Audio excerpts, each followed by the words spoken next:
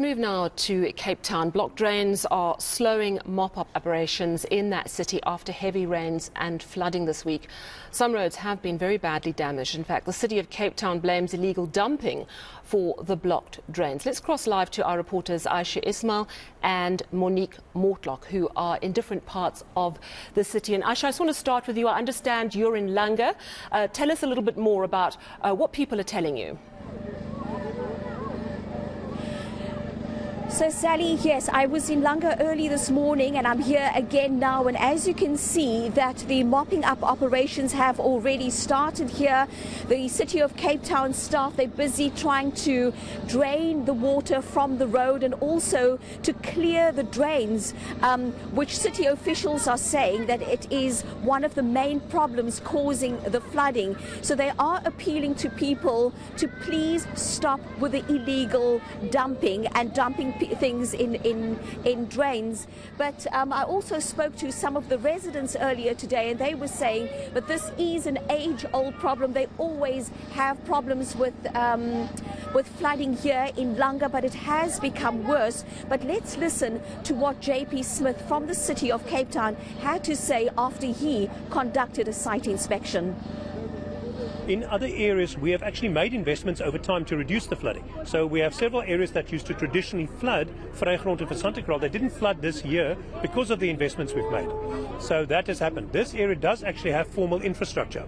In Shumpela Way in the bottom of Langa, there's a stormwater drain here on the right and another one around the corner and one in front of that light green structure. So there are three stormwater drains here, but they get blocked. So the resident on the bottom of the street there said to us that he often sees people dumping and he shouts at them to stop.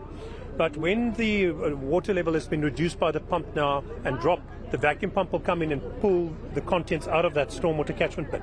Then you can observe for yourself what you will find in there, and that will be pieces of sheepskin, tampons, nappies, sometimes animal parts, engine parts, all kinds of household waste, clothing items, and that has the effect, unfortunately, of blocking the stormwater system so that it becomes ineffective, and then this occurs. So we've got all our teams out at the moment trying to clear these sites as rapidly as possible.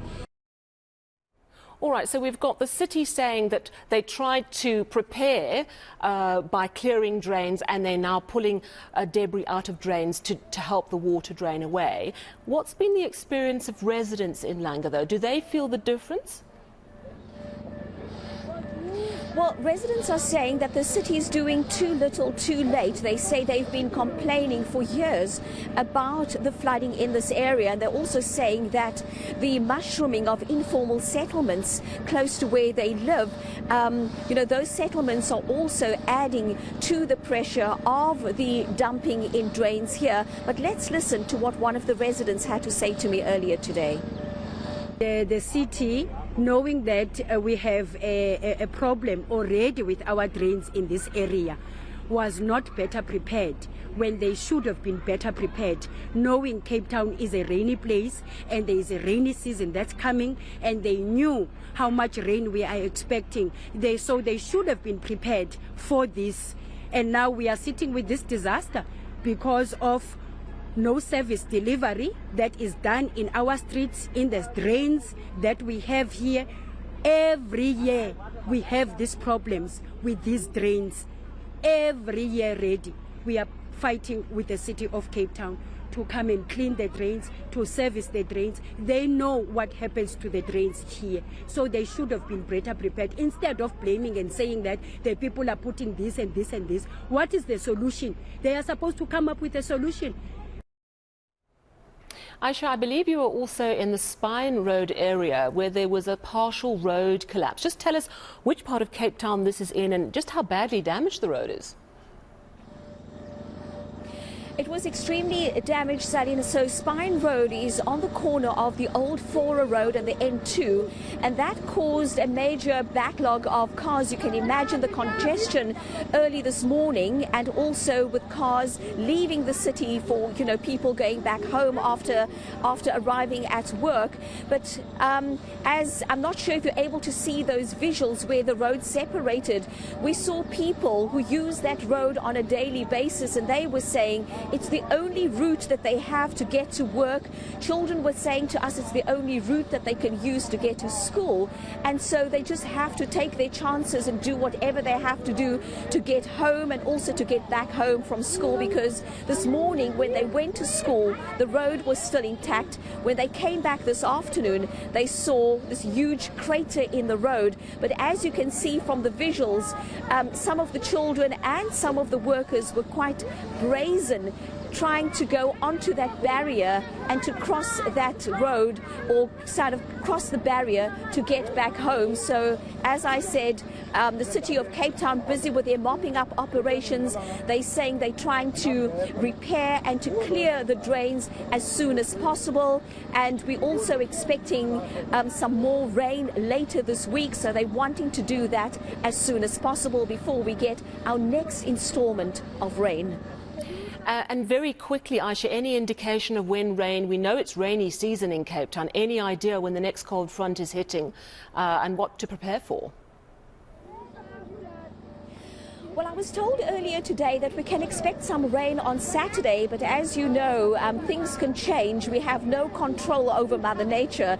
So I guess we're going to have to wait for the South African Weather Bureau to tell us when we can expect cold conditions and heavy rain again. But the city of Cape Town did indicate to me earlier today that they're wanting to clear the drains before the weekend. Langa, that's our reporter Aisha Ismail.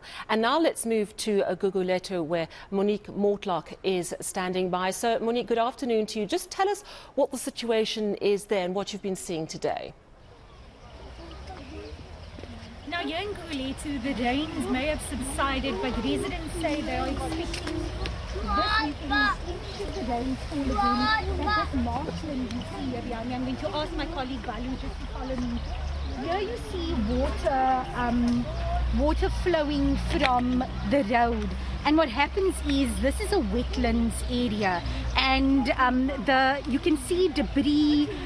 It's often blocked, so the water doesn't flow through the drain as it should, due to the littering and dumping that my colleague Aisha Ismail was talking about. And I'm going to ask Balu to just move so you can see how close the shacks are to this wetlands area. And it's here where we were speaking to residents, and while we were standing just past that red shack, as we were standing there, we were standing on a spot where the shack is, the structures aren't even 5 meters away from this wetlands, and it was completely flooded, these homes, these structures that you are looking at, and the residents are fearing that if this is only the start of winter, what can they expect?